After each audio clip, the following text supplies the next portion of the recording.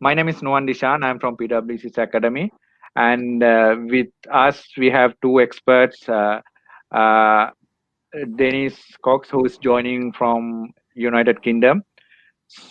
He's an expert around financial risk management, and he has over 30 years of experience in this, uh, serving banks, regulators, financial institutions globally. So he was attached to HSBC, Insurance Brokers Limited, as a director, risk management, and he has wealth of knowledge around this area on how financial institutions structuring their risk strategies. So he will have a lot of insights to share, and he holds a BSc honors degree in mathematics, so he knows the numbers very well. So and with him, the moderator for the session, and to give the local perspective, we have invited Malinda Boyagoda, who is a partner at PwC Sri Lanka, who heads the financial services advisory side. So he is an expert on IFRS, accounting, internal control, etc., and also audit side of things as well. So he will share the local perspective and some of the challenges that local industry players are facing. So without a further ado, welcome all of you, and I hope that you will get few insights to rethink about how you operate. Over to you, Dennis. Thanks, Nuwan. So let's get going with the webinar today. So with the introduction Nuwan has given, so agenda for today is basically we're going to have a quick introduction, and then Dennis will take us through managing risks during the COVID-19 crisis as the main topic. Then we'll also look at how it will impact the financial institutions in particular. Then also longer term impacts, beyond the crisis, beyond the next 3 months, 6 months, longer term, what will hold for us will be another concern. And then we're going to have a question and answer session. So what you can do is, while we continue with the webinar, if you have any questions, you have option to raise your questions through the questions and answers mode. So please send your questions through. We will compile them, and at the end, in the Q&A session, we will be answering at least some of the questions that has come through to us. Right. So going on, in terms of an introduction, all of us are well versed and well aware of what is happening right now in Sri Lanka, as well as throughout the world in terms of the COVID-19 crisis. So if you take about Sri Lanka in particular, since we had our first local patient identified early March, then through 2 weeks, mid-March, most of our ports of entries were closed, and then few days later, the country going into sort of a lockdown with a curfew being imposed, and that's what had been the case for the last 2 weeks. So it's a situation of unprecedented nature. We haven't seen this type of a crisis before. So given the extent of the crisis, the responses have been quite alarming as well. Government try to intervene and try to manage the situation, as well as we see regulators, different authorities trying their best to contain the situation. So as part of it, obviously no business, no individual, no company is immune to this or will be out of it. So everyone is having challenges. But in particular, in terms of financial institutions, what we have seen is with central bank introducing a number of concessions to different industries, financial institutions seems to be the one who is front-ending some of those initiatives. Classical example is debt moratoriums given almost across the board to many industries, many companies, individuals. So effectively, nobody will have to pay their loan installments for the next 6 months.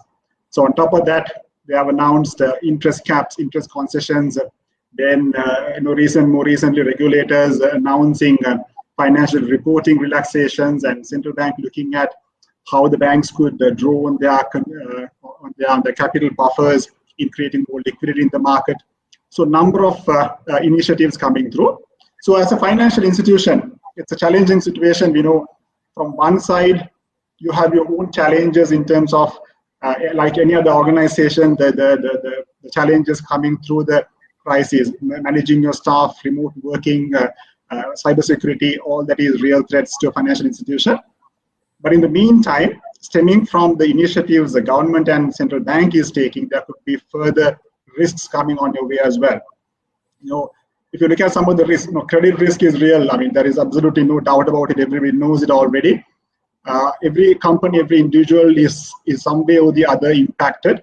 So that is going to have an impact on their repayment ability. Yes, the news might come a little later because of the moratorium given, but there will definitely be people who are not willing to repay their debt. So credit risk will be real. So that might not be the only risk that we undergo. Now, liquidity risk seems to be another significant risk. If nobody is going to repay their loans for the next 6 months, while the banks and financial institutions having to still fulfill their obligations with regard to the deposit holders, that liquidity gap is going to create significant problems in the market. And then interest rate risk will be real. Central bank trying to keep the interest rates low, while the financial institutions might have fixed interest commitments in terms of their deposits. Exchange rate, we have seen what happened to the rupee over the last few weeks.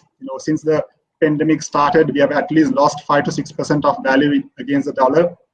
Then we have also seen the stock market situation. The few days the stock market operated prior to the lockdown, substantial amount of price reductions we have seen in the stock market as well. So price risk, interest rate risk, liquidity risk, credit risk, all risks are real at this point.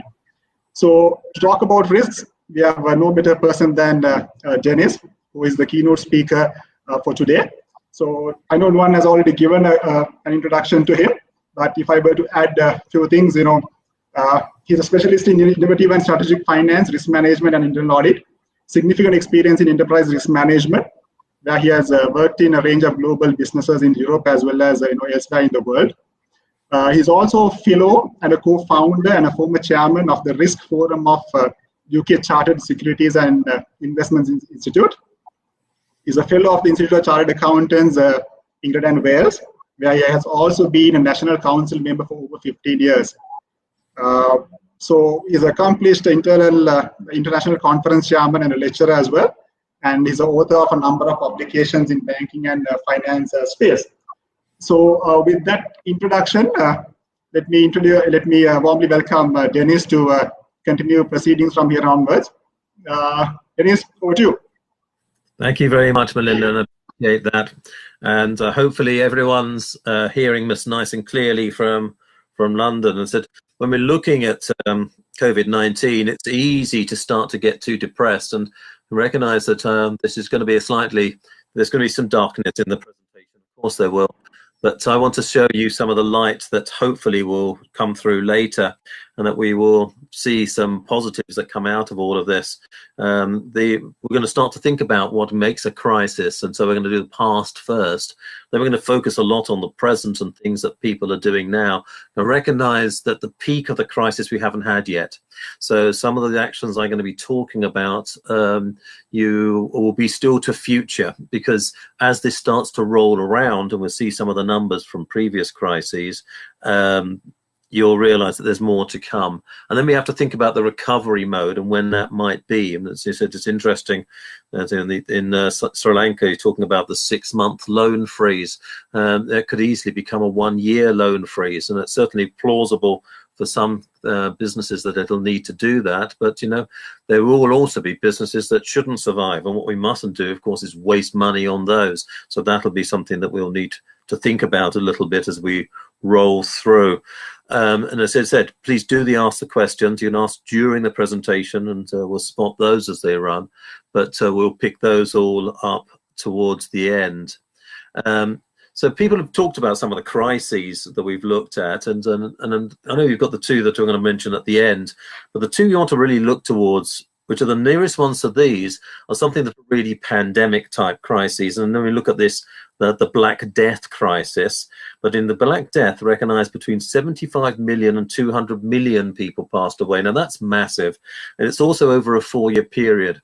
So as a crisis, it did come in waves, but it never really paused during that period, but it actually killed between 30 and 60% of the population. But what's interesting is population levels didn't come back for almost 200 years. And so this was a long run crisis and had many impacts. Over here, for example, towns closed and never reopened. Now, one of the things that comes out by that kind of number of people missing is that some of your plans just don't work, and they will come back to that. You know, the plans work when people are around. The plans do not work as well when people are missing. And the assumption that everyone that you've planned and trained up for and can do the various roles under a stress environment, that they will be around, that's actually quite a brave assumption under this style of environment. Now, after 1351, it did disappear, and it wasn't that there were new medicines or whatever, it just sort of burnt itself out because essentially the community that had survived had enough coverage so that it didn't recur in the market space. When you then look at Spanish flu, which is perhaps the nearest to now again, look at that global death toll, 17 to 50 million out of 2,000 million. Of course, we've got a much larger population now. 25% of the whole population became infected. Now, the Spanish flu, nothing to do particularly with Spain, didn't come from Spain. Actually, no one actually knows where the Spanish flu came from. Because it hit in 1918, we wanted to blame someone who was essentially neutral, and it was political to call it the Spanish flu. No evidence it came from Spain, albeit Spain was badly hit by the flu at that time because of their problems at that stage. Now, what's interesting is it started in January 1918, and thinking ours really starts this time in January 2020. And it runs then till December, not December 1918, not December 1919, but December 2020. Now, the second wave came in the October to December, March period of 2019 to 2018 to 2019. So you have your first wave, it sort of burns out a bit in June, July, August, kicks off again in the November, October, November period, runs through to the March, and then comes back again the following year. And it was the second phase that was the biggest problem, not the first phase. So most of the deaths came in the phase 2. Now, why was that? One of the arguments people put forward was that the change of diet and the lack of health made people weaker when the second wave came through. There hadn't been any protection come through, and therefore it rolled through the second time. And then by the third time, there were enough people in society who had recovered from the Spanish flu that it actually enabled it to not migrate in the same sort of way. So you had an amount of protection within society. I'd argue that both of these crises are quite interesting because they actually show the peaks and troughs. You see the returning wave with this one. The other one actually had a pretty normal distribution in terms of the impact on society, as opposed to looking at something like the crises that we've had before in the 2008 financial crisis. Now, that did not affect the mainstream markets. It didn't affect retail, the way that people work. The average school teacher wasn't impacted. Factories didn't close. Whereas, so that's quite a narrow crisis, and that's a financial crisis, and that's a liquidity crisis. Now, we could get one of those. That could be a consequence of this crisis, and I'll come back to that right towards the end, because that's actually more looking at how on earth are we going to recover from these difficulties as opposed to where are we now. The crisis we had in Sri Lanka after our event, that's more about optimism and the way people are looking at the market space. And that goes into what we said is it's idiosyncratic risk. So it's really impacts us, but it doesn't impact the rest of our society. Importantly for that one, our customers are not really impacted. The financial institutions globally are not really impacted. So that as a local event is not a great indicator for these kind of crises, because the world will recover from that a lot more quickly than it will from this one. This one is actually going to be quite deep-seated in many ways, and some elements of the market will not recover for perhaps 5 to 10 years. So I know that Melinda mentioned at the beginning about the stock market, and we've had the 4% fall. When the stock market opens, expect it to fall about 40%, and that should be the kind of figure you have in mind for the collapse that would be going through that market space, and do not expect a recovery to pre-crisis levels probably for 5 years. And that's the kind of this kind of crisis. We don't get many of these. There was another one actually in around the 1880s. You've got the South Sea bubble crisis, which also did a similar kind of thing, and said that the Spanish flu crisis is another negative. But not everything is negative, and you're going to see a couple of green shoot type positive comments, because everyone's concerned enough. I mean, I'd almost recommend to you to get away from the television screens and stop watching the news for a period. And it's not going to make you feel any happier. You feel grumpy enough already. So anything we can do to cheer ourselves up is going to be quite helpful. Now, as you were saying, every country is coming up with different responses. Now, if we're looking at what we've done in the UK, the payment freeze that you referred to, you've already got in Sri Lanka. That was actually implemented this morning, and that comes press release about 45 minutes ago. So there's a payment freeze on all loans in the United Kingdom given by banks. Now that's quite an interesting comment, because a lot of loans, particularly to small and medium-sized enterprises, are not given by banks in my country, and how they're going to be impacted at this stage, I don't know. Now those firms do not have the same kind of reserves. They aren't banks, so they don't have the capital rules, and it's harder for them to make the same decisions. They've also put a temporary freeze on all credit card debt for up to 3 months. Now, it says up to 3 months, and that's the press release. Literally, I got that just before we came online, but that's dealing with personal credit cards and starting to help people, individuals who are actually in a difficult position, so that they don't go into difficulties. The intention being over here that nobody should come out of this crisis in a worse position than they went into it, such that we can return to normal. Now, of course, the only way we can do that is by putting a lot of government funding in place, which will, of course, severely impact the ability of countries to grow going forward, because of the amount of government debt that we're going to have at the end of this crisis is probably going to be round about double what it was going into this crisis. And it was heavy going into this crisis. So the US had already borrowed 75% of GDP. By the end of this crisis, they should have borrowed about 150 to 175% of GDP. And as you think how that's going to roll through, using the US as the proxy for the world in this case, that comes up with some pretty unpleasant outcomes, and suggesting, for example, that interest rates, as was mentioned, have to stay low for a considerable period of time, maybe 5 to 10 years. They probably will be going close to negative in AAA countries. And there's going to be continual debt relief coming through over the 10-15 year period. And taxation will have to rise somehow. And I need to get growth. Of course, growth can start to repay capital loans. But if I'm going to put money, as America says it is, into repairing all their roads and bridges and all those things that are falling down at the moment, well, that's got to be paid for at some stage, and that is not going to be easy. So we have long-term issues that are going to come out of this crisis. So it'll still be being felt in up to 10 years' time. So don't be that surprised. This thing about paying furloughed workers who cannot work. I mean, if the factory is closed and the employee is at home, they cannot work. It's not an option. And that's 50% to 80% coming up from many countries to pay the salaries. Here, it is 80%, including 80% for the self-employed. And so you can say that people are on furlough, and it means they don't go into the unemployment figures, but 80% of the salary will be paid by government. Now, that's going to burn cash very, very fast. There is a cap on it in the UK of £2,500 per month.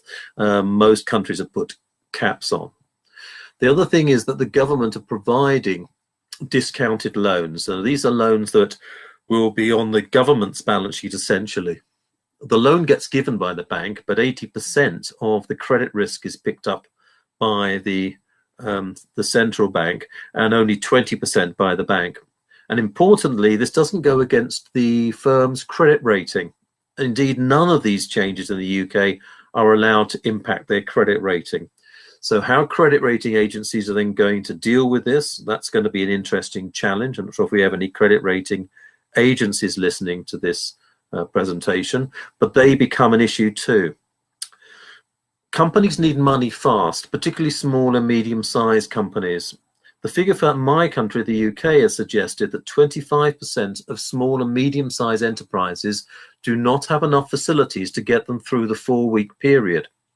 And one of the issues is that the help that is coming too slowly. So whilst people have said a lot of things, not much of that has actually turned up at this moment. So that becomes quite interesting. So can we get grants out to them quickly? Can we provide debt relief quickly and be responsive to them? That becomes an issue. The grants here are small, £2,500, £5,000, up to £50,000, whereas the loans are almost unlimited. So, but the loans have to be repaid. And if a firm is actually running short of cash and you give them a loan, then that is actually going to dampen their recovery ability when things start to change. And that in itself could become an issue. Of course, tax payments and payments of what we would say as national insurance can become an issue, but it's going to take billions. And when you're looking at the US bailout that went through last week, the next bailout is already being designed, and it's twice the size of the previous bailout. And guess what? There's going to be a third and probably a fourth and possibly a fifth. A lot of companies don't have any sales. And if you're going to then deal with things like rental and property costs, a lot of those do not decline to zero. Insurance can't decline to zero. Information costs, the cost of renting and equipment and utilization and keeping it running, they don't go to zero. So you're going to have costs coming through. A lot of property companies cannot afford to pass rental. So unless the government's going to bail out property companies, those costs will not decline. And I know that from my own firm. Instead, I'm not working in my main office. I'm in our secondary office. My main office is empty. We've still got all the charges for telco, for our forward contracts, for our equipment, and for the property itself. Plus, actually, we have some taxes which bizarrely haven't gone. So government debt's going to spiral. And the question is, who's going to buy this lovely government debt? And the answer at the moment is governments are buying it. And that could be seen as something that's akin to almost a Ponzi scheme, because it's there's no real new money. Nobody has the money. So there's no new money created to go into governments. It's going to be a lot of the governments are going to be chasing each other. And you're going to see this competition. It could easily lead to, for example, exchange control, as money flows out of some of the weaker countries. And you'd expect a series of exchange controls to go in during this crisis. So that's some of the macro stuff. I'm going to come back to that, as we get towards the back end of the crisis. And I had a call on that, oddly enough, earlier this morning. Recognize I'm saying that the crisis is starting to roll up and ramp up. When we started to think about pandemics many years ago, I can remember one of the banks saying that they were going to model 50% of their staff unavailable for work. And of those 50% that were left, half of those unable to work. Now this goes to, we've all got people working at home. Now we know what home looks like. Home has things that might decide to interrupt our ability to work as efficiently as we might like. They could be called, I think the technical term is children. So the children that are at home can be quite demanding. I mean, I tried to do a training event last week with a group, and one of the people was unable eventually to participate because of a 2-year-old. The other thing is that we have something down in other parts of our house which provide us with food called, I think, the refrigerator. And the refrigerator issue means that you have a thinking, oh, I could do this, this, and this, or I could go to the kitchen and go and get some more food or go and get something to eat. The worst thing actually could be lack of exercise, but all of these things mean that working from home is not working as normal. And then we have to think about what that means. Now, cash flows are changing. We have to think about that, the impacts on the business. And there are very few customers. And will the customers' finance departments that are open be working effectively and efficiently? Are they going to pay as quickly? Governments are saying they should pay faster. but what's that going to mean? What's it going to mean for our customers? And having this customer focused attitude such that you look after your customers think well of you, and that when things return to normal, there's all this positive goodwill that may hopefully turn into some kind of profitability and may be good for the firms. How will that run through? For people in manufacturing, the supply chain's difficult. And we've seen that even with people trying to make ventilators, where some of the components that they need are from companies that have been closed down because they're not seen as critical. And if something like a plug is not seen as critical, then the plug manufacturers can't manufacture the plugs for any equipment, including critical equipment. So supply chain must be quite important. And then, finally, we're going to look at staff and the way that staff are impacted by the crisis. So the first thing is, developing this project plan, thinking through what your project plan is going to be.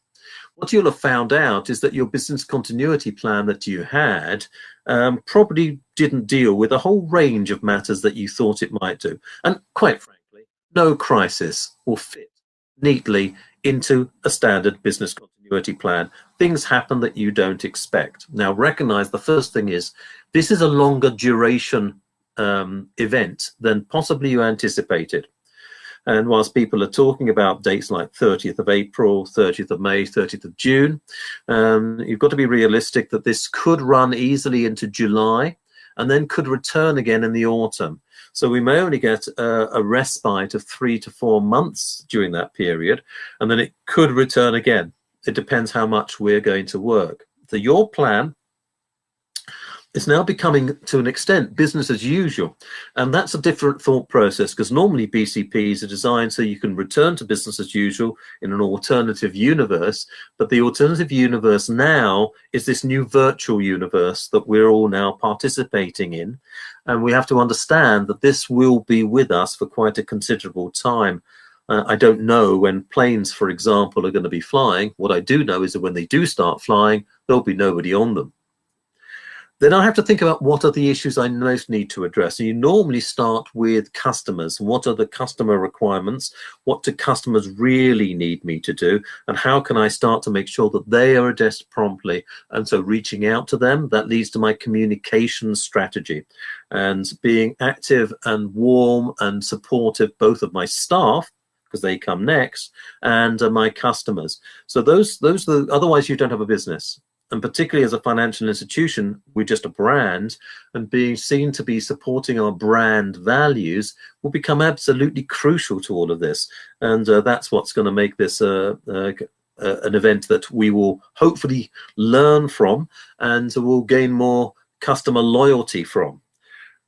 This thing about what do I need to manage my people chain. Now, the people chain that you'll have put into your first business, your business. Now, there's not everything going on, and some areas of the market will be of less importance now to other areas of the market. In this country, for example, the courts are closed. So, we can't go to court. So that kind of area of activity will naturally have closed. And that, of course, changes some of our debt recovery work. Debt recovery becomes quite difficult when we're being told by government to be supportive of firms. So the workout team and the special assets team, their jobs change, but you can't assume the key people are there. Typically, when we're looking at the people chain, we're trying to manage this properly to make sure that we've got things so that we can build people around properly. You've got the loop of people, your normal reporting lines, but you have to use the peer group structure to try to bring people up when there's a gap in skills caused by the virus taking out people in various ways. And people can be taken out by illness, but also by the impact on their environment, people around them, and other matters. Data assets are becoming increasingly important. We need to know where our data assets are and how they're going to be properly controlled. As we've got people working remotely, data becomes a crucial issue. It's not going to be as closely controlled as it was within our single central environment. Maybe there are certain things that you're not even comfortable that people would do from their private house. I have to think about encryption. I've got to think about bilateral key exchange and recognize the lack of security that attaches to a lot of the communication mechanisms that we're using. those of you that have been involved in the forensic side will know how much technology exists to interrupt communication, particularly by mobile phone, but also by even this technology that we're using here. And that, of course, can always be a concern. This idea that this is now becoming business as usual means some of the protocols that you initially put in place, hoping that they were going to be for 2 weeks, 3 weeks, you're now going to have to plan that they could be for 6 months or a year. And the idea then of what I need in terms of the technology at people's houses, reliant upon mobile phones, is not going to be sufficient. We're going to have to get better device quality to a lot of our employees to enable us to run. But understand that if we're going to be dealing with everything in this kind of electronic basis, there are some of our customers who are not so electronic. And then we have to think about how can we service those people.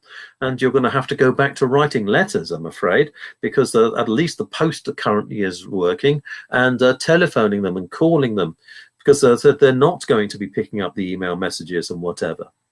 So the disaster team, when things are going wrong, are able to override some of our policies and procedures to drive to the way we work for future. And you're going to have to make those decisions quickly. But this communication strategy is going to be very much at the heart of this. As you're looking at what's going to change coming out of all of this, it has a number of matters. All of our customers are impacted this time around, whether they're private individuals or whether they are corporates. It doesn't make an awful lot of difference. Now, people that are employed and paid by government are probably the lowest risk customers, but they tend to be the ones that now I can put into the lowest risk category. They're still receiving their same income stream as before, and they aren't a particular problem. Indeed, some firms are going to do quite well out of this. Not every firm, as we're going to see, does badly. There are winners in this, and the question then is, are those the people later on that need to pay the taxation to assist everyone else? But we're going to look into Treasury and how that impacts. But cash flows clearly are changing, which means all of your fabulous behavioral models that we've been using for Treasury and transfer pricing analysis, that no longer really is suitable and has to be remodeled. And at the moment, that remodeling is probably taking place on a pretty well real-time basis with an approval on a monthly basis by the board to see what it means. Credit risk, all that reliance on those lovely historic models that IFRS 9 really brought in, and lifetime values, and now we're suddenly thinking, crikey, this is a change. This is a major change, and it's a landmark event, which means the future is not going to come from historic data sets. So everything we've done in credit risk has to be rethought through and has to become a lot more predictive, so a lot more quantitative modeling, a lot more economic modeling. Indeed, your economic units should be some of the people who are most impacted by this. Now, we'll look at market and liquidity risk later on, but as you can see, everything changes. The single events covered all matters, and hopefully your stress testing, which is integrated, had a pandemic test in there. Now, it might be a lot more severe because it's a lot more global than you expected, and indeed it's rolled from country to country faster than many people expected. What I'm showing on the left there in that little chart is what happened to stock markets during various periods. You know, forgetting swine flu, where the market actually went up during swine flu and then bounced. But each case, you've got the decline for the others, small rise for swine flu. And then this recovery afterwards. Now, for Ebola, there wasn't a 5% decline, 3.8% movement up on average in markets, or 5% up to 17% for SARS, and 39% for swine flu. But you know, that suggests that if we are going to have the market collapse, the 40% collapse, then we might get some of that back later on. The chances are that we will not get 40% back this time round, but I suspect that when we get the 40% drop over the following 3 months, you can expect a rise of about 20%, 15 to 20%.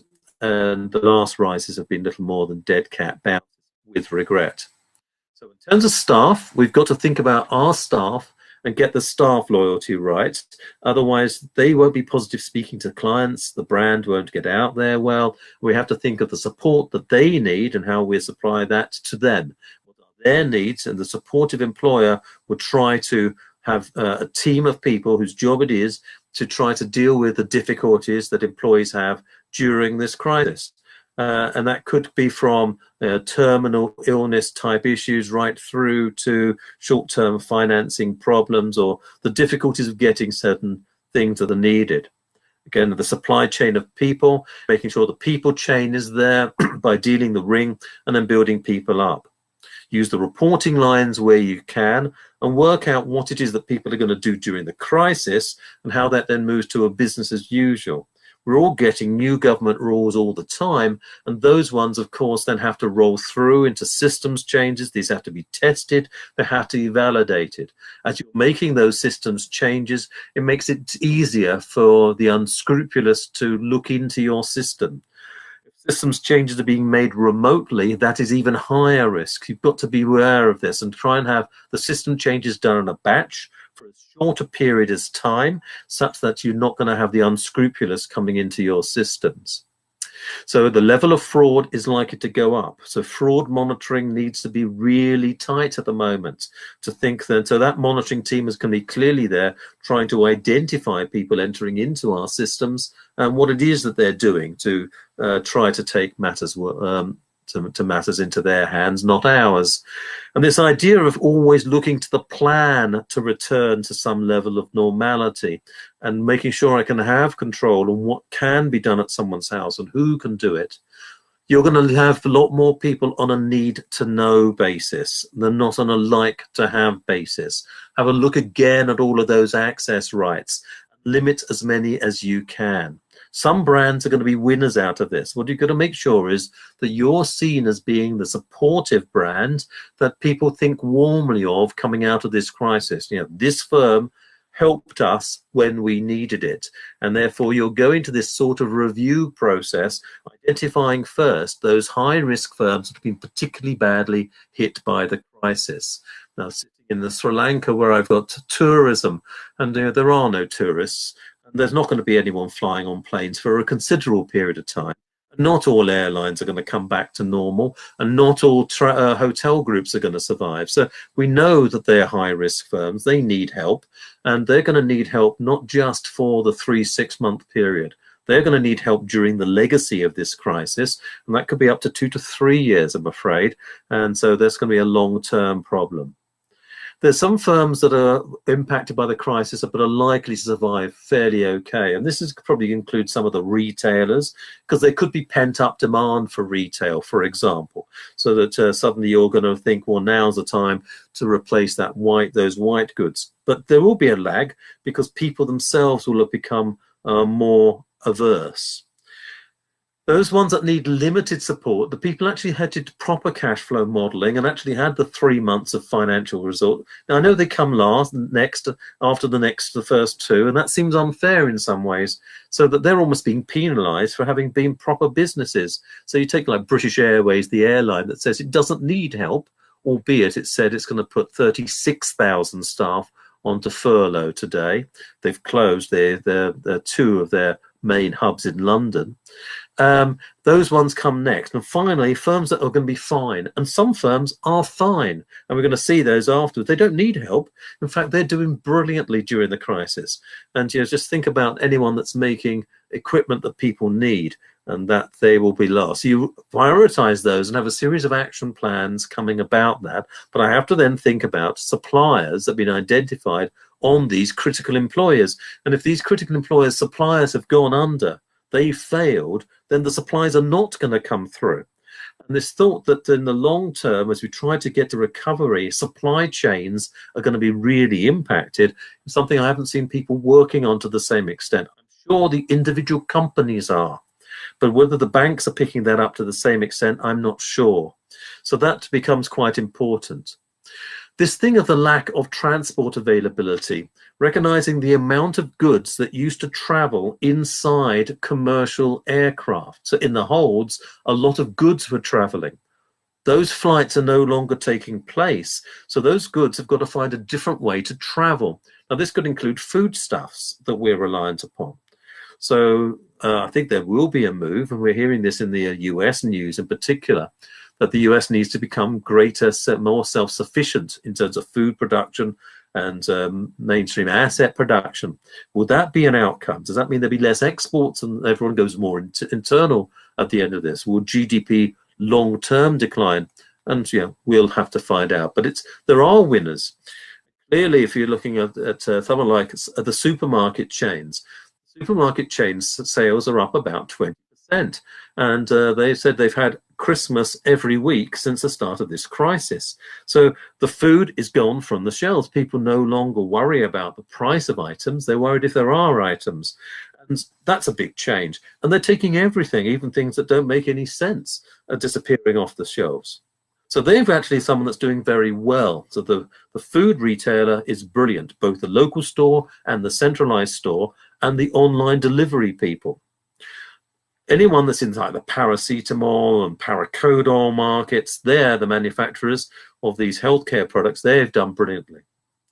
Anyone that's doing home delivery services, there's been a big change. And this trend to buying things online has been exacerbated by the crisis. So now my first thoughts are buying online. What can I buy online? I don't really want to go out to the shops, so I'd much rather buy everything and have it delivered and left outside, and then they go and he stands outside for a few moments, we leave it out for an hour, and then we'll bring it inside afterwards, spraying the box with cleansing products just to make sure.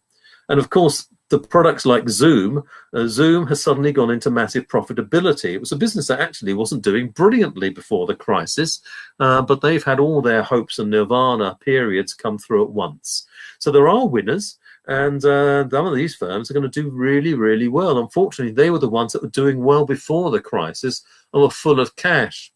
Now, the question is, what is going to happen in terms of taxation on these people, and how will that run? So let's think in a little bit more depth about what it means for the financial institutions. I'm going to look at them from three different angles. Look at it from banking, and then insurance, and finally, the people probably I feel most sorry for, and I'm not sure if there are any of those listening, the fund management, wealth management people. Now, in terms of the banking industry, IFRS 9 is thinking about it couldn't have come in at a worse time, could it really? Because it was hard enough trying to say from historic data sets what our loss provision would be. Notice I'm not talking about the capital calculation, and they're going to come back to that in a moment. But I'm talking about what provision would we put into our statutory accounts. The logic being that when we give out a loan, we've got an idea what the life cycle loss value would be. Do we now? We used to use historic data, but statutory accounts aren't going to be that useful now, because a set of accounts with a year end 31 December 2019, what are they going to be useful for in terms of predicting the 31/12/2020's figures, or even the 31/12/2021? They might be better at the 31/12/2026, but we've got to get there first, and we're not there yet. So we're not in business as usual. So trying to come up with a loan loss provision, remember that has to be approved by the audit committee, I think that's going to be pretty awkward. And then I've got to factor in that there's a period where we've got all this government intervention, but it can't go on forever. Eventually, if we do that, we'll lose currency. And that's actually quite a worrying thought process, that we could undermine currency itself. And then where would we go? So that can be an issue in itself. So the lifetime loss values are going to be really difficult. We're in uncharted waters, and the historic data will lose reliability. So it's less quality. Now that means all of our credit models, what good are they going to be now? And spreading 5 years of data that we're so used to doing, what's the point? And we've got to try to do economic modeling from what do we know, taking into account factors in markets that we are hard to judge, and then run that through. And that's going to lead to future product pricing and also our future treasury models. So our credit models all need to be rebuilt, let alone revalidated, but thought through again in terms of what we really can do and what the market is going to look like after this crisis. And you need to start to try to build those models now, because you're going to need them. They're going to switch on generally over a period of time, and not everywhere will be at the same point. In terms of the level of crisis, I'd argue that the UK is probably ahead of you in terms of the curve by a few weeks. You'll be having the doubling and the doubling and the doubling again that we'll have. And then the numbers that come out at the back of that, that's what you're going to have to think about, is what I really need. but how good is my data going to be? You can look at some of the countries that have been most impacted. Their data will come out before yours, and then see how that shows. You're looking at some of the quarterly reports of listed firms. The 30 June data set will be very interesting for a lot of these firms. But at the same time, I've got stock markets delaying their reporting obligations, so we might not even see that information set. And so it makes life very difficult. All the models, so your model people need to be worked out, and I have to first work out what are my critical models, which ones do I need to work on. Not sure how many models you've got inside your firm. A typical bank has about 250 mainstream models, maybe 2,000 models in total if they look around everything. Depends how you define a model to start off with, and where we've got a model definition and proper model governance. When you look at the critical models, and they're particularly for me in credit risk, lending areas, pricing areas, and treasury, the market risk areas, then I've got to think, what data do I have and what are my data needs? And you're going to have to look at a lot of stress testing and a lot of the way the modeling goes from one type of firm to another and percolates through the process. You're going to have to create synthetic data. Look at what I've got and try to understand what it means, and then trying to run that through to fill these data gaps. And then we have to think whether these attributes will remain solid and valid, or how long they'll be valid for, and will the model have good predictive ability. You know, the alternative always for lending is to go back to experience judgment, but we're in a market where experience judgment has no background. This is new, and so that in itself becomes quite difficult. The attribute weightings are going to be quite difficult. I have to think about my customers, what their impact is. So if I have somebody working in a hotel, what is the chance the hotel is going to open? And then if they do open, will they need the same level of staff? The hotel openings are going to be initially probably 25–30% occupancy running through the first year and a half, increasing after that. Perhaps the good thing is that the event that happened that we were so concerned about in Sri Lanka, that will hide behind this crisis. People will start to forget about that. But you've got to validate the model to see that it's got good predictive ability. I think your models that were being used for decision making will become supporting. Very unlikely that you'll feel confident enough to really take those through. As we're looking across these treasury risks, and I'm showing on the first graph is the collapse of the equities and bond market. You know, so the equity market has crashed. What you've seen in this crisis, money has flown out of the equity market. I've had the bond market go to zero. Of course, it has to be zero. And that's who wants to buy a long-dated 15-year government security that produces you no return? Well, the answer is government and nobody else. So, you know, that's the position we're in at present. There's no returns, and that has a lot of impact, given that we, as the banks, have to have our assets, our capital assets held in liquid assets. If these are the liquid assets and they're getting no return at all, then what's the point of having those deposits if that's where they're going to end up in terms of these asset classes? So that's going to be long term. There's the convergence now of yields to zero to negative right the way across the yield curves. And of course, the yield curve isn't normal. I've got the collapse of the oil price. It was showing 22 at the point of the, I think it's the March 1 it shows for Brent. It's around 23 at the moment. So it's hovering around this $22 a barrel price range for the world crude figure. Remember, the resistance line was $32 a barrel. That's the one above this one. I think I talked about that when I was in Sri Lanka last time. And the one below this is 14. So we're running in that period. So it could slip down to 14. The figures for the increase in oil in the US went up 6.5 million barrels again. And so we've got this massive overhang of oil sitting in the US, and there's going to be only so many places to put it. So the Treasury guys have got a problem, and this is called the hunt for return. Where do I put my money? Where is the money safe? Which institutions are going to be safest? And the difficulty now, again, with IFRS 9 and fair value P&L accounting, meaning that we're going to take some of these losses on the chin.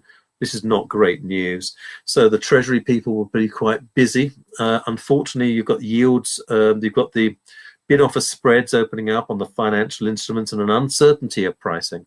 And all of that comes through at the same time. So the Treasury models, Treasury staffing, Treasury instruments, Treasury counterparties all need work on during this crisis. So the first thing I'm suggesting is work out which of your financial counterparties are most impacted. And if that's the one you're using for a contingency funding plan, well, hey, you can see it doesn't work. But this is one of those crises where a lot of banks are in the same level of difficulty at the same time. So will your BCP work? And which are the banks that are the most impacted? We've seen in Germany them having to take action to support some of their stronger institutions by reducing capital requirements and other obligations, removing some of the GSIFs or SIF rules and LSIF rules, and looking at those capital conservation buffers and allowing firms to build into them. Don't worry, you're not going to be paying dividends as a bank. That's been banned essentially for the UK and Europe, and they can't pay bonuses anymore. So the two things that were the impact of dipping into that capital conservation buffer, two of the three, have been removed from us. But try to look towards where I've got wrong way risk of the assets I'm holding, and trying to hold them as some kind of collateral will start to decline in value at exactly the time I need them to work. And all my behavioral models now, quite frankly, they've got to be reassessed because behavior has gone all over the place and people are just acting differently. When I'm sitting in quite a busy road, no cars are moving, there's nothing happening around here.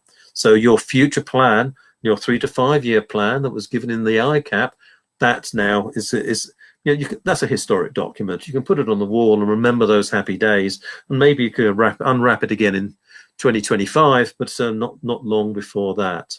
So quite a lot of Treasury risks.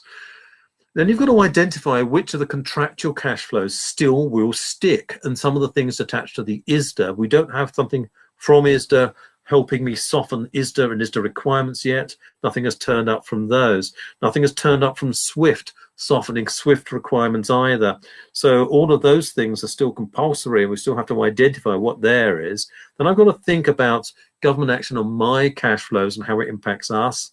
And then I've got to think about the behavioral analysis that comes out of all the customer impact, not just of government action, but of the fact that people coming out of this crisis will be a lot more conservative than they were before. They're going to be a lot more nervous. They're not going to go back to business as usual. And who knows how many people in total are going to be impacted, but it's a lot, and it's global. I'm going to have to look to the financial strength of financial counterparties and look to see the ones that have the strongest financial counterparty strength, look at how they're attached to other institutions, and then try to, where I can, focus towards those and perhaps away from some of the weaker, and only to work with the weaker that I have to do. So if I'm going to have deposits that I'm placing, the overnight cash placement business, then I'll try and place that in places where I'm not going to lose it. In this crisis, people are going long cash. They are not buying anything. They're not buying gold. Gold has gone nowhere during this crisis. It has not gone up in value. They're not buying other commodities. They're not buying equities. They're not buying bonds. They're not buying, and that's got a full stop on the end. So as a consequence of this, some of the financial instruments we're using for hedging, they could easily themselves go illiquid. And that means the pricing may become unreliable, or you see that by the bid-offer spread opening out. And so you'll be modeling that and checking on that to see how that works and how that's going to run through the crisis. The insurance industry, I've just got a piece here which I've taken from a quote from 11fs.com.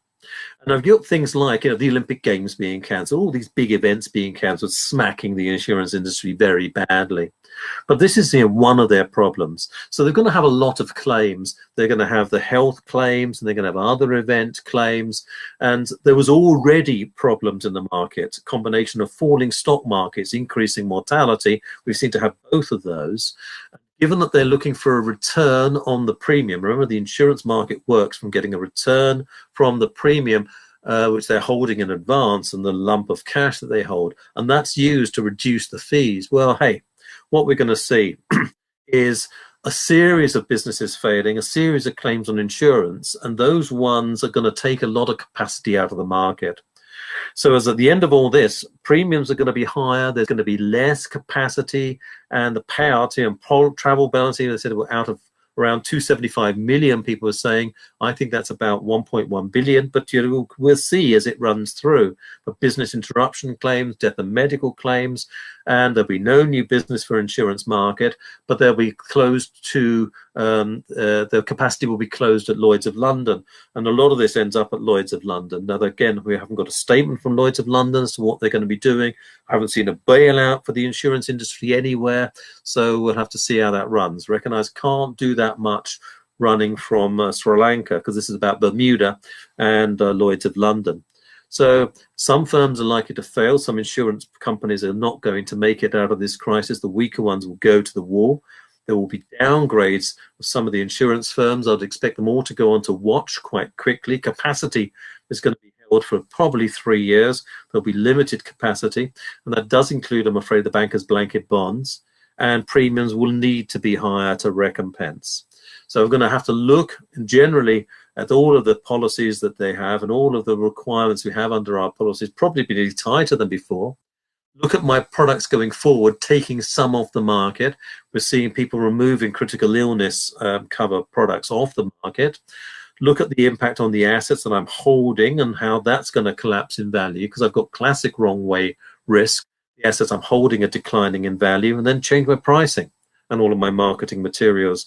And quite frankly, the history is not very good. Now, if the one place you didn't want to be was here, and because the assets under management have fallen, and that's the bulk income stream that we have, and they've fallen 40%.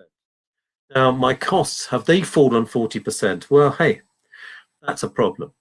Now, if I'm then trying to do fixed income and use a fixed income fund and sell people fixed income products, well, in all fairness, the fixed income market doesn't produce a return. So I'm selling you a product where there's a fee and no return. That means negative return, and that's going to be a hard sell for 5 to 10 years if interest rates stay at this kind of levels, which we think they're going to be. So I'm sorry, people that are trying to do fixed income funds, there's going to be movement out of those into cash, probably in the short term, maybe even the medium term, but away from those, maybe into money market funds, but longer dated fixed income funds aren't going to be great. At least the money market fund, the redemption value anchors the price, still no return, but at least that's a bit of a safer place. So if anything, my costs are up. I'm going to have to communicate. I'm going to have to reassess. I'm going to have to do the IT stuff, change my products, look at the way things work. So if anything, my costs are going up, and yet my assets under management have collapsed. And of course, that rolls out into other areas like the pension funds industry. And so people that have pensions and pension funds, particularly those that are defined benefits schemes, they're going to have horrific shortfalls. And again, the accounting rules don't help me now. And for the banks, that comes straight out of my set one capital charge. So they're going to have to be, I hope there's going to be some release from some of these requirements to support us during a period. This is not a short-term period of instability, but clearly pension assets are going to decline in value. So what's going to happen on the back of this? So there's going to be a real impact on customers. Every benchmark mandate for a customer needs to be reassessed. The level of assets held in the different classes, that's probably no longer going to be valid. And it's just one of those steps where you're going to have to think about that. I've got to reduce my costs, and the only way I can do that is artificial intelligence. And the difficulty is that means a lot of jobs will not return, processing jobs, reconciliation jobs, but actually also front-end jobs, fund manager jobs. They're going to have to replace by artificial intelligence. There's going to have to be a lot more passive investment. I just can't afford to do what it is. And I think that customers' risk appetites would have changed during the crisis, and we'll need to reassess all of those. And people will be more conservative going forward than they were before. This will have changed your priorities and what you think is really important in life, and that's going to have to flow through. And of course, I'm going to have to restrict fund withdrawals if there's a real problem and I'm running an illiquid fund. And that's going to be things like property funds, maybe some of the commodity funds. We're already seeing that over here now, that some funds have closed already, and fixed income funds possibly.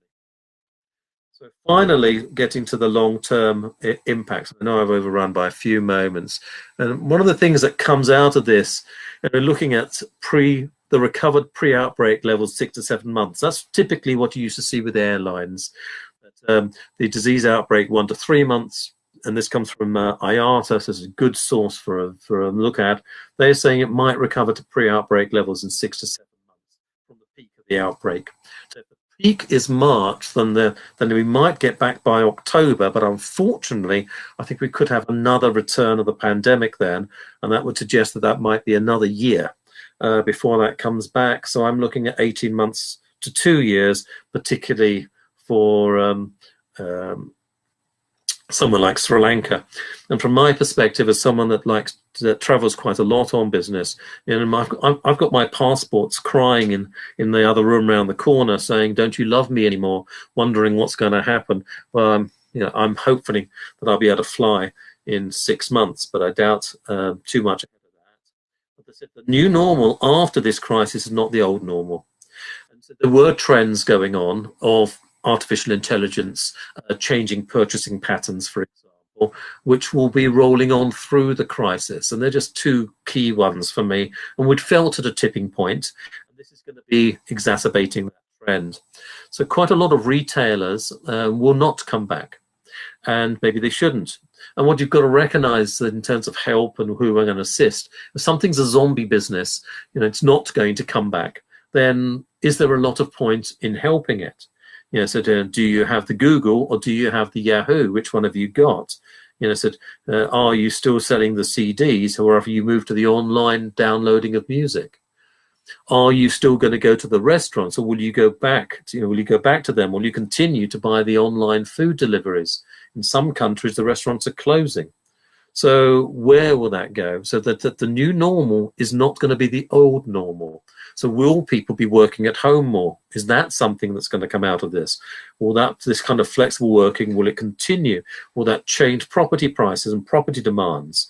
And I understand that when something comes through and the growth opportunity comes through, to be able to grasp that and take advantage of that, we'll need quite a lot of cash to take advantage of that coming forward. So to seize, it should say seize, not cease, to be able to seize the growth opportunity. And they will need cash. So that's probably going to be July. And so firms will need cash at that point. But people are not going to be the same coming out of this. So online purchasing, home working, home food delivery, artificial intelligence. I've got to think what that means for us, what that means for our employees, what that means for our customers, how that's going to roll through, and indeed our customers, we're an FI. And how does that roll through this crisis? And what is life going to look like afterwards? It will not look the same. And if you're hoping it's going to just return and that everyone believe this won't be happening. So for us in Sri Lanka, what does this mean? There are going to be less airlines flying going forward. There are going to be less planes going forward. The orders for the new planes are all going to be cancelled. So it's not great for Boeing, who had difficulties before all of this, or Airbus. Vacation activity 2020, quite frankly, there won't be a vacation season now.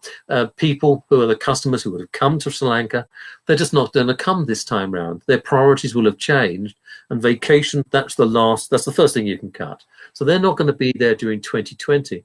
But it is very unlikely that we're going to have a great season in 2021 either, because the overhang will run through and people are not going to enter it into the same position. The UK government are trying to get people at the end of this crisis the same position that they were when they went into it, but they will not be the same risk appetite, and they'll be very cautious for a period. This thing about the cargo finding new routes, will it go back onto airlines? Does that mean that shipping for the first time for a period is going to be quite a profitable industry? Who knows? At least the oil prices being subdued is good for Sri Lanka, and I can't see any reason for that to change. Everything I see is a negative for oil at present. We're down at 24, and I think it's going to be running around this 30, 20 sort of period for a while now. But the trade deficit's going to widen, the rupee will depreciate. Government's going to continue to want to curb import demand. Maybe we're going to make more things locally. Maybe there'll be more entrepreneurial effort coming up, but there's going to be slack consumer demand going forward. And so that the outputs are quite poor coming out of all of this. So as you're looking, there are winners. There are people who are going to be successful, but this is a game changer, and the impacts are many. and all over the place. And this is going to be quite hard for any risk function to get hold of, as it is indeed for any board. And I would have thought the boards themselves will be looking at where their advice is coming from, how they're getting information, whether we're getting that economic insight to enable us to really picture what's going on. And obviously, a presentation like this, I can only give a flavour of some of the things that concern me. They are many, and this is all part of the challenge that we're going to have, particularly in doing the next ICAP, as we're sending information out to the central bank about what we think is going on. But don't worry, they've got the same issues too, and so have government. So that's the presentation as far as I was going to run it, Melinda. So if I pass it across to you now, and perhaps you could run through the questions and answers. Hopefully some people have asked some thoughts and things that they're like. I can see the thing about will the size be given to us, and perhaps you can deal with that one first. Yeah, thanks, Dennis. Thanks for all the insights and the knowledge that you have passed on in relation to what we can expect in the coming months and weeks. So one question that we have here is an interesting question. When we left offices before the lockdown and before the crisis, all the companies, individuals had business plans, budgets, targets, all that. So the question is, just let me, how relevant will be the pre-crisis business plans, budgets, targets companies had will be at this point and going forward? Well, what will be your response to that? Yeah, some of them will be useful, but not for about 4 years' time. So 2025, they could be quite useful. I'd dig them out then. So the question is, when will the new normal look like the old normal? And it's quite a long way out. Now, we have this period when, quite frankly, you don't have a business plan. So nobody has a business plan for this. You had a contingency plan, but you didn't have a full business plan, and not for an event of this length. You're going to start from scratch again now, and then think about what it means all the way through. So you will not start from the previous budget and forecasting. You need to start through from what you're trying to achieve, what you then need as resources to achieve that. You'll have some data, which then starts to come up to the new series of assumptions, but all the things you've got on costs related to volume, they've gone. None of that's going to be valid anymore. All the things you have about the way that the market operates and behavioral data sets, they've all gone. So we have a different set of behaviors. So that's why I was saying you're going to have to go back and look at all these models, because a lot of the budgets and forecasts, they're models, and work out the ones that are the critical ones, and then try to improve them as best you can. And as a firm here, I run 4 series of forecasts at the moment, and I've got the expected short-term one that I update every day, and it's a long-term forecast, 5-year forecast, but I'm updating that daily. And then I've got one that I expect with medium recovery, one I expect with 0 recovery, one I expect with a normal recovery. And I'm actually running 4 sets of plans. So I'm spending all of my time trying to reforecast. And my business is not that complex. Yours is a lot more complex. And so, that kind of thing, that's the thought process you're doing. And you have to be willing to throw away an awful lot of the stuff that you've been using for years and say, hey, that was last year's world. We're now in this year's world, and unfortunately it's different. Yeah, and then another question that we have, Dennis, is around the IFRS 9 impairment modeling. Again, something that a lot of people have been asking questions about. So, the old models that we have, the IFRS 9 impairment models that we have, do have a forward-looking component to it. So the question is whether that forward-looking component that we already have in our models be robust enough to take into account an incident like this, which means, can we do some recalibration and still use the existing models, IFRS 9? Or if not, does this mean that we need to rebuild our existing IFRS 9 models? Well, the answer is yes and no, as always with all these things. One of the things that comes out for me very clearly is that when you did the work and you were identifying what were the things that meaningfully designated the risks, separating one risk from another, the meaningful differentiation, that analysis, a lot of that analysis you want to revisit, but it should remain valid. So that part is okay. Now, the question then is to what extent under this crisis I need to rebalance the attributes inside the model to come up with more predictive information sets. That's where you've got your challenge. So it isn't actually the pools. The pools should be okay. The pool analysis, that should be okay. It isn't actually the primary attribute analysis of identifying the key attributes, although it's worth revisiting. It's actually the weighting and analysis that comes out of that. That's the part that's going to have to be rebuilt, because clearly now the data inputs are not going to be representative of the population on which we're going to use them. So the world has changed for us, and we need to understand what that means. Now, there will be some pools which won't have changed much. And so, for example, your retail pool for government employees, I identified that one earlier, that's one that I don't think will have changed, and I don't think you'll need to do that. So when I did that priority chart, and some people are saying, I went through the slides promptly, and when we see the slides, the answer is, of course, yes, but PWC would explain how you're going to get them and what's going to happen afterwards. Those ones are okay, but the prioritization of the four highlights that the first group are the ones that you'll need to focus most on the pools of assets, and then the second group, third group, fourth group, and you'll run through that kind of periodicity to actually make sure you spend time where it is most valued. So things like transport. If you're looking at a warehousing, they are actually going through a brilliant time at the moment. So in fact, their future is better than their past, whereas a lot of other businesses are the other way around. So we're going to have to think about the pools that matter and the ones that don't. Whereas a school teacher or a policeman or someone like that, they've still got the same salary as before. They're not really impacted. Right. Yes. I mean, also in terms of accounting, looking at accounting, because still it's quite unknown in terms of how this thing will play into accounting. A lot of unknowns in the interpretation of accounting, especially with regard to IFRS 9 so far. So what I can say from my end is there is a lot of discussion happening around how IFRS 9 will play into this crisis and how to take alternative actions with regard to IFRS 9. And those discussions are currently happening at CS Sri Lanka level. So the Accounting Standard Interpretation and Implementation Committee is looking into these in number of fronts. So there should be communication coming through CS Sri Lanka about the accounting impact of COVID-19 pretty soon.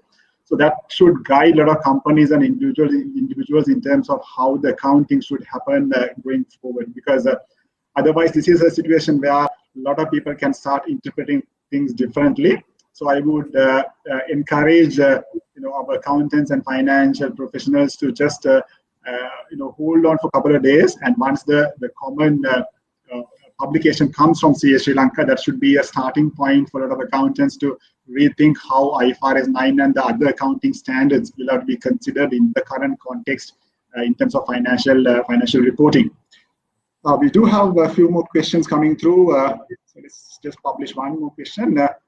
What are your thoughts about the recovery of Chinese economy will have as an impact on some of the Sri Lankan industries?